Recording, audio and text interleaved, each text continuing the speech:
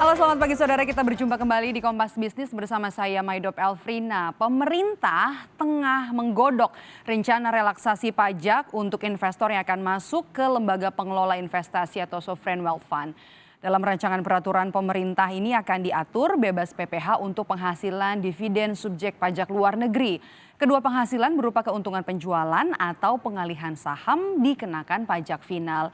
Hitungan pajak ini terbilang rendah jika dibandingkan dengan ketentuan saat ini yang menggunakan PPh badan sebesar 25%.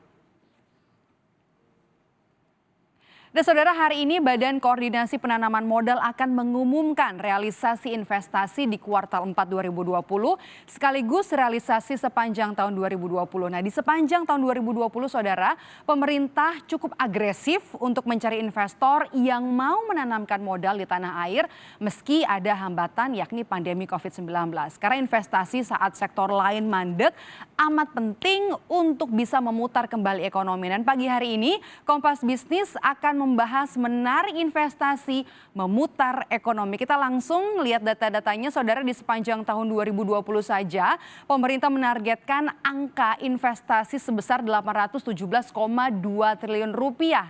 Nah, angka ini saudara adalah angka yang sudah direvisi karena pandemi. Sebelumnya targetnya adalah di angka 880 triliun rupiah. Nah, dari angka target ini realisasi dari bulan Januari hingga September 2020 mencapai 25%. Nah, di tengah pandemi ini saudara, ternyata angka investor dalam negeri ini lebih mendominasi dibandingkan dengan investor asing. Nah, rasionya adalah 50,7% dibandingkan atau berbanding 49,3%. Nah, kenaikan ini atau kenaikan tertinggi investor dalam negeri ini tercatat di kuartal 3 yang naik hampir 9% jika dibandingkan dengan kuartal sebelumnya. Nah, ini adalah perbandingannya 50,7% berbanding 49,3%. Nah, kalau kita lihat realisasi investasi yang mencapai 75% hingga bulan September, artinya rata-rata tiap kuartal ini realisasinya adalah 25%. Nah, jika kita samakan, seharusnya di kuartal 4 target investasi 2020 tercapai. Nah, ini juga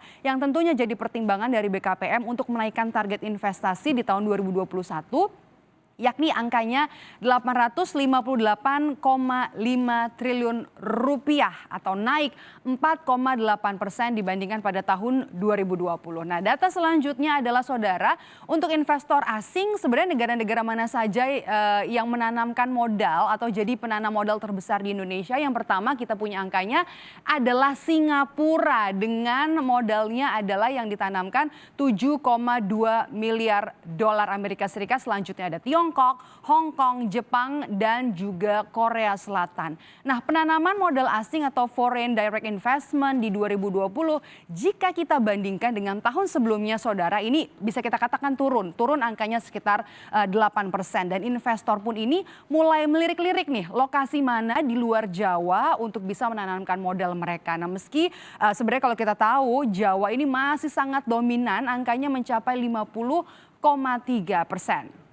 Selanjutnya kita punya angka, pemerintah pun kini fokus untuk meningkatkan infrastruktur di luar Jawa agar investor-investor ini mau menanamkan modalnya di sana. Nah, karena salah satu target investasi selain memutar ekonomi adalah soal penyerapan tenaga kerja. Yang terus dikejar adalah tentunya perusahaan-perusahaan yang mau merelokasi pabrik mereka ke Indonesia.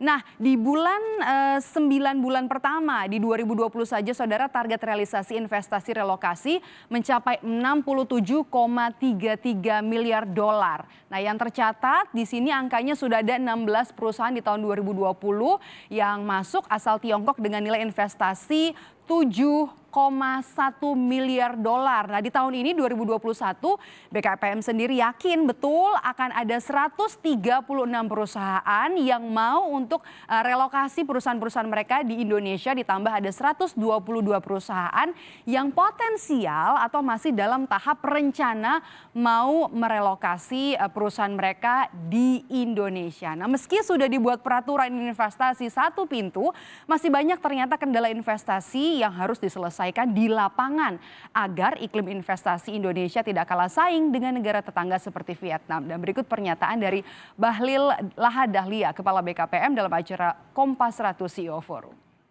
Investasi di Indonesia ini bukan hanya pada persoalan promosi, tapi persoalannya adalah bagaimana kita menyelesaikan kondisi-kondisi faktual di lapangan.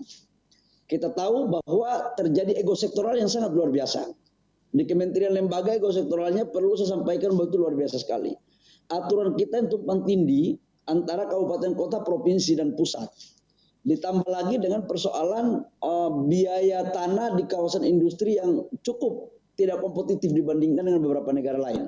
Memang tidak bisa dinaifkan bahwa pemain-pemain di lapangan ini banyak. Ini pemainnya ini dalam bahasa saya itu, mohon maaf saya pakai bahasa kasar sedikit. Ini semacam ada hantu-hantu, ada hantu berdasi, ada hantu yang tidak berdasi. Dan yang bisa menyelesaikan ini hanya orang yang pernah belajar hantu atau tahu ilmu hantu. Kalau nggak selesai.